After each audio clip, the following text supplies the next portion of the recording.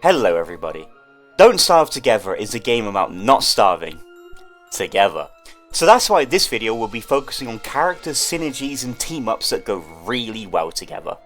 Now, a lot of characters in this game fulfill broad supportive roles, like Wartox with his healing, Wily with his cooking, and Wanda with her reviving and teleporting. But this video will mainly focus on character-to-character team-ups. Instead of saying that Wily works well in a team with anyone because of his buffing dishes, we'll instead focus on how he's also great specifically with WX78 because of his fish cordon bleu, providing anyone with a complete immunity to wetness for a time. Something that WX benefits from more than any other survivor, due to their weakness to water. Some of the team-ups are obvious and very well known, even if they're never mentioned anywhere in game. The best example for this is the team-up between Wickerbottom and Wurt. As well as being the cute grandma that looks after and teaches Wurt things like talking, Wickerbottom is also able to support Wurt in a way no other character can, and that is by letting her read her books. Wurt is the only other character in the game that can read Wickerbottom's books, except for, Maxwell, who could just steal Wickerbottom's entire gimmick, but instead of triggering their intended effect, she'll either gain lots of sanity, or lose lots of sanity instead, making it so Wickerbottom can give Wurt lots of control over her sanity. If that wasn't good enough for you, a little extra team up these two can offer each other is through the On Tentacles book. The book itself simply spawns tentacles, but these are a mob that are typically non-renewable, meaning that getting tentacle spikes and the more important tentacle spots can become harder over time. And for Wurt, the latter is needed for your Merm guard houses. Sure, you can get them from the King of the Merms rarely, but making it so Wickerbottom can create a big tentacle trap for Wurt to just pour in Merm guards is a very easy and very cheap way to farm tentacle spikes, tentacle spots, and even Merm drops, all super useful thing for not only Wurt mains, but everyone on the server. And if Wurt's abilities to be supported by one character isn't enough for you, then you can support her even more with a Wormwood.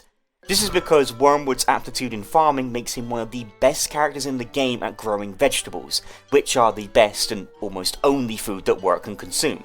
This synergy is even more strengthened by the fact that Wurt can turn fish, a food source that is nearly useless to her, into plenty of identified seeds by giving them to the King of the Merms, which gives Wormwood a heck of a lot of seeds to not only grow their farm, but pretty much anywhere in the world with how many you'll be earning in the long run. A Wurt and a Wormwood combo can go very hard for getting plenty of food. But Wormwood deserves a little bit of love too, doesn't he? Now, Wormwood's main downside is that he can't heal at all from any food, making him a very selfless character since he can make lots of healing food himself, but can't use it.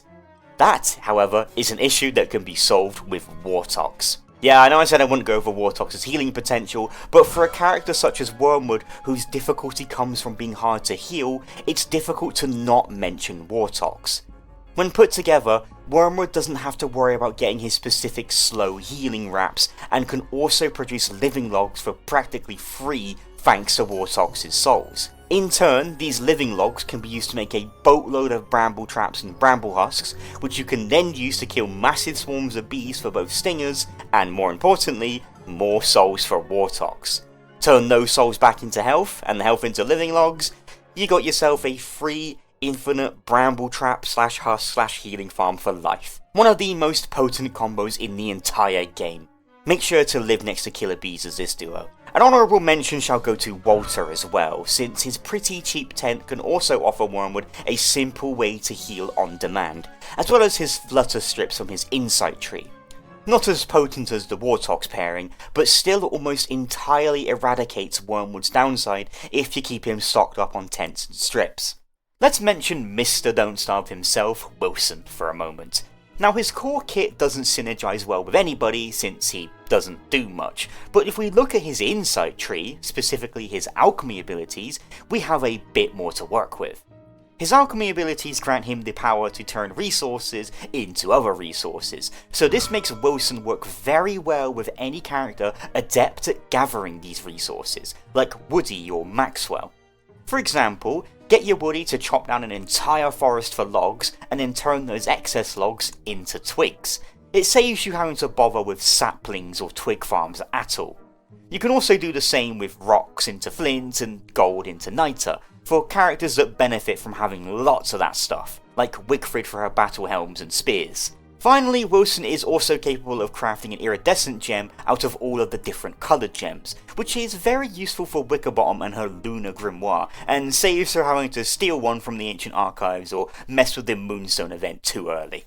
Next up for this video, let's give Maxwell a bit of love, even though he doesn't deserve it. We already talked about him stealing books from Wickerbottom, but let's look at the one thing he's not the best at farming: nightmare fuel. With his rapidly increasing sanity and, more importantly, incredibly fragile bodice, he is not the best character when it comes to hunting shadow creatures, which is a little bit of an issue considering he needs the stuff they drop to power a good 90% of his abilities. What better way to solve that issue than doing what Maxwell does best, and get other people to do the work for you. The best characters for this role is someone who doesn't struggle going insane, and more often than not will be insane whether they want to or not. Like Wartox or, I don't know, Wes. Sure, Wes literally goes against the entire point I made of Maxwell being too weak to fight shadows himself, since Wes is even weaker than Maxwell is, but here's one thing you gotta know. Most Wes mains are playing the game on hard mode for fun. They're probably really good at the game and can handle being insane all of the time and getting you your nightmare fuel whether you want it or not. Okay, funny ship aside, the actual best character for farming nightmare fuel would be Willow. With her low max sanity, quicker sanity loss, and more importantly, her gigantic friendly teddy bear that is specifically designed to kill shadow monsters for you with little to no input on your part, it's clear to see why Maxwell and Willow could make a devastating team if you're struggling to get nightmare fuel yourself. Canon too, since they work together to burn down Wickerbottom's livelihood. You could also just ignore everything I said and, as Maxwell, just spam all your abilities to go insane and fight shadow creatures yourself, but that's not very synergistic of you, is it? Speaking of our girl Willow, and ships, it would be a crime to not mention Willow and Wigfrid. Yeah, I know a lot of people are going to have a field day with this video, but besides their sapphic connection that they share, they also have one almost hand-tailored interaction specifically by Clay. You see, Willow is all about lighting enemies on fire, and then fighting those enemies on fire. She herself won't ever take damage from a burning enemy, but your allies will. It makes Willow a bit selfish in nature if you're ever fighting bosses or anything and can be quite bothersome. But Wigfrid? Oh, she fixes her.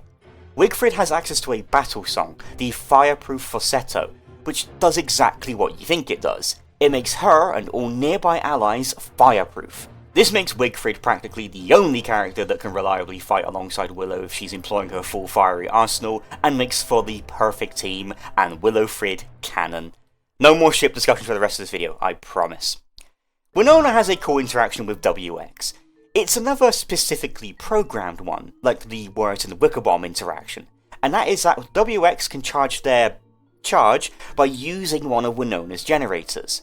Not the most groundbreakingly useful interaction in the world, but one that makes total sense and further establishes the connection between WX and Winona, and how she's the one that they kind of actually tolerate and is seen repairing them in their animated short. I love when stuff like that is actually reflected in gameplay. I really wish Clay would do that more often. Another interaction Winona has is with Walter, funnily enough. You see, through Insight, Walter can make shock scrap rounds, which are a potent slingshot pellet that deal electrical damage, and have all the bells and whistles associated with it, like chain stunning. Sadly, they require scrap to make. Early game, the only place you can reliably get scrap is through the junkyard, and once most of that is gone, getting it renewably can take a very long time of constantly checking the scrap heap for the low chance of getting any. This is resolved in the late game when scrap is more common, but until then, this powerful ammo type is almost off the limits entirely for you. Unless you have a Winona. If she takes the Wagstaff perks through her insight tree, she is able to find stash boxes every day, and inside those stash boxes, lots and lots of scrap. So much scrap you won't even know what to do with most of it, and the perfect amount of scrap to give to Walter so he can have lots of shock scrap rounds. Just have fun farming canaries. Which is what Wickerbottom can do if she reads her Birds of the World book near a scarecrow. Oh, I love synergies between characters. Bet you didn't expect Wolfgang to have some team-based abilities in this video, Mr. Overpowered himself, and it's all thanks to one perk that most people probably tried once and then never again. his coaching whistle. Whilst exclusively as normal Wolfgang, he can use this whistle to buff all nearby allies, both players and NPCs, to gain a little bit of sanity and double damage for a time period. Normally you wouldn't want to use this, since in most cases, being mighty as Wolfgang and dealing double damage yourself is way better. But if you're playing with characters who have followers themselves, like Weber, Wurt or Maxwell, those followers will also receive the double damage buff from your whistle, even if they're not your followers. This means instead of just you dealing double damage, you can make a whole army of merms deal double damage, a whole army of spiders, shadows and even Wickerbottom bees. And if my math adds up, I think a few double damage merms and spiders are slightly stronger than just one double damage Wolfgang. Keep in mind though, the coaching buff only lasts for around 10 seconds and happens randomly between 10 to 40 seconds, so you're not going to have double damage minions the entire time, but it's excellent for very high spike damage. Consider giving support Wolfgang a go, especially if you're playing with minion based survivors. It's a phrase I never thought I'd say, but here we are. I still wish his inside tree was slightly better though, come on Clay. But now it's time for our last interaction of this video, and it's a simple one between Weber and Wendy.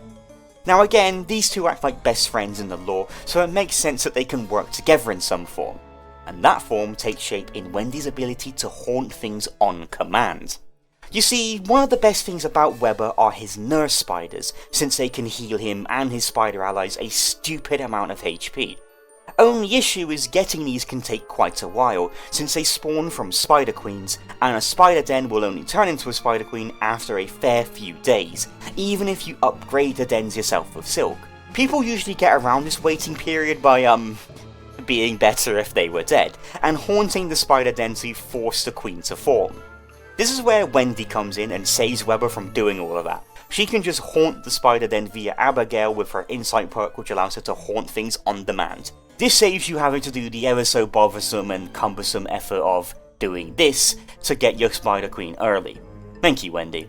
She can also then just use Abigail to kill entire hordes of spiders for Weber for free food, silk and glands. No infighting needed, because that's what best friends are for.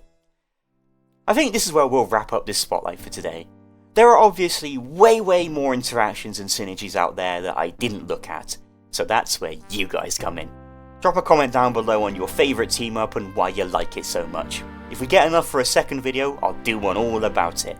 But for now, those are the ones that I feel are the more notable examples. I know I'm forgetting some strong ones, however, no matter. Have a lovely day everybody. Thank you all so much for watching. Take care. Bye bye.